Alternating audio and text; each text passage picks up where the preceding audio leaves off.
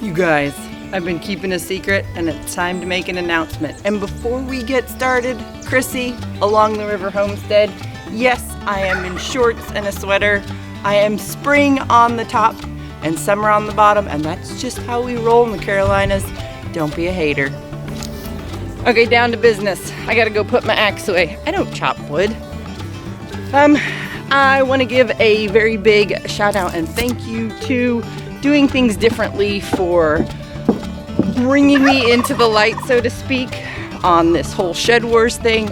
If it wasn't for you, I probably would have just gone, oh, that's a cool idea. But no, thanks to them and Homestead Aquarius, I am now in Shed Wars, up to my eyeballs in things I do not understand.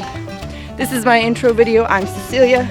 I homestead with my family in Eastern North Carolina. And I'm going to give you a quick tour of what we have going on. Quick backstory.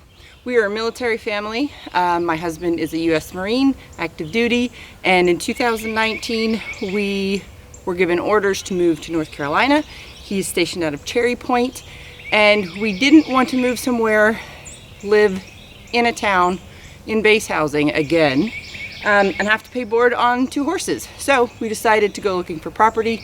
Very slim pickings in the area due to a very bad hurricane 2 years prior to our move. But we found this piece of property and it was a piece of junk, full of trash, basically a dump.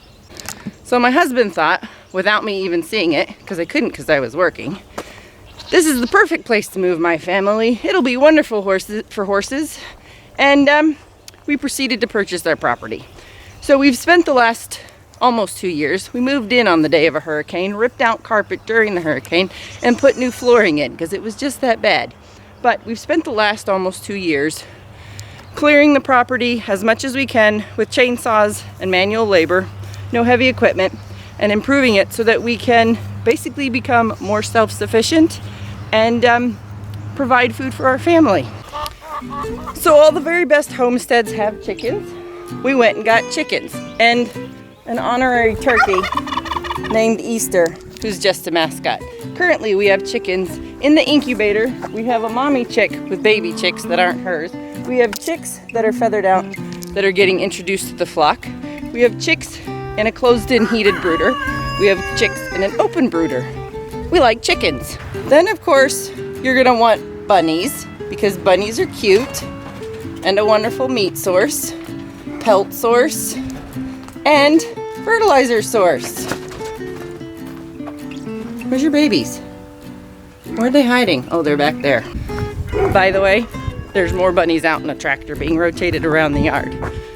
Then you're gonna need a dairy source, right? Well, we can't support a milk cow. So we went, hey girls, where's my babies? And we got goats and a livestock guardian dog. Hello, beautifuls. Hey, Trixie, what you doing? Now, when you go to clear a wooded property, you want to improve that wooded property. You want to make it into silvopasture, which can be easily done with the help of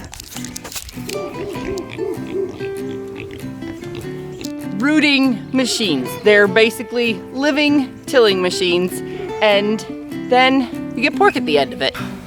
Now, at this part of it, you're probably thinking, man, all those animals and meat sources, she must really like meat.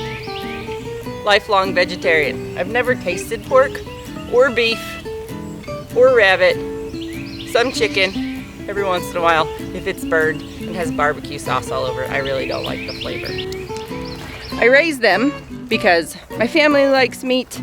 We would like to be able to provide for our community as well, farmers markets eventually, and that's where Shed Wars really came in. I've also never grown vegetables till just last year, and it went okay, but I have a whole lot to learn.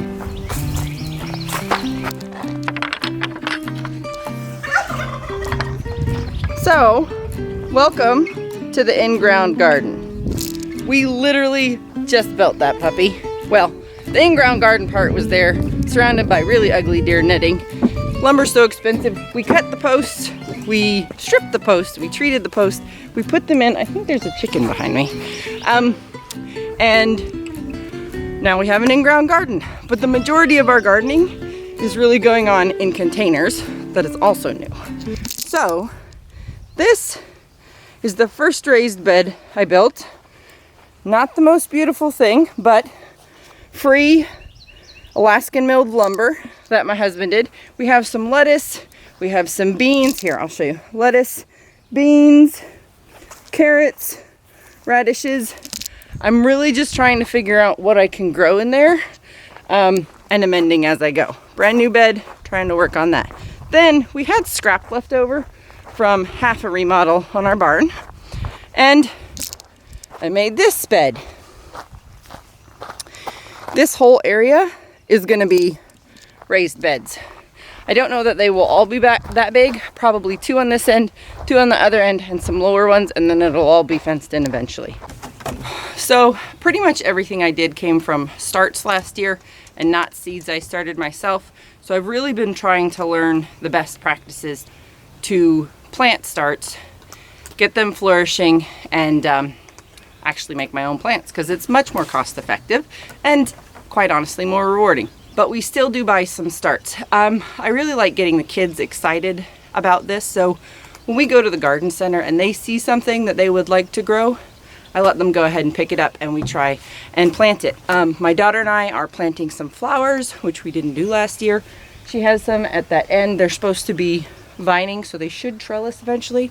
And then my son loves tea, so he has citrus mint plants, and he also loves curry, and that's our little curry plant. And then I have some sweet peppers I've just transpotted.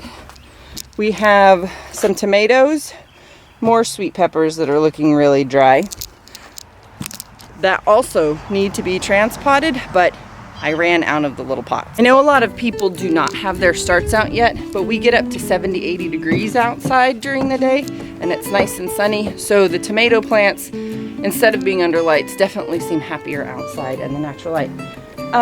The other endeavor, these have all just been recently transpotted, is we have some hot peppers, more hot peppers, and then more sweet peppers, and that's when I ran out. And then my very favorite thing that I've been growing this year, hold on, is my basil. And on this side is a few more hot peppers, but we have all this basil, and then we have some down here that we're going to try and put on the fence. Then this little accident where some large leaf basil and some purple basil got into the same cell, and they made kind of a fun little party mix of basil. As you can tell, we like basil. So, as many of you know who are already in Shed Wars, we're very late to the game, which is par for the course with us. We're usually just a little behind the 8 ball. But I am super excited, very grateful to Homestead Aquarius for having us on the woodcutter team. Very grateful for doing things differently, kind of opening our eyes to that, or my eyes to that. I always talk about hours and nobody is around me. I'm all alone right here, except maybe the turkeys. I know just about nothing and plan to learn as much as possible, share our mistakes and our successes as we go. So thank you very much to the community for having us, and I look forward to sharing our progress and seeing y'all's and just enjoying the learning experience. Take care, be safe, and I will see you on the next one.